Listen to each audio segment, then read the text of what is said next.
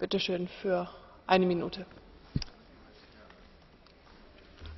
Ačiū, ponia pirmininkė.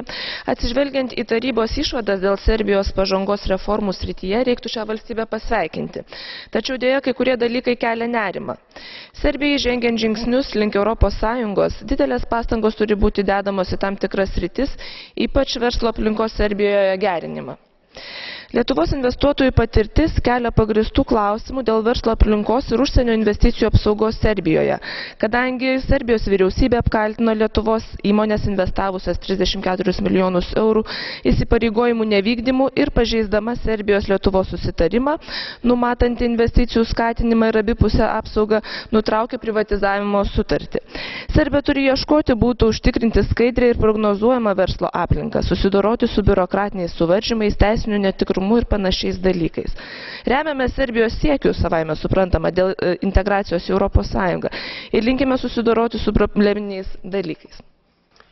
Dankeschön. Und nun erhält das Wort Herr Tabajdi, auch für eine Minute, bitte schön. Vielen Dank. Kedves államtitkár asszony, Füle biztos úr, nem csak egy folyamatot zárunk le, hanem remélem, hogy már ebben az évben elkezdjük a csatlakozási tárgyalásokat, hiszen Szerbia rengeteg eredményt ért el az elmúlt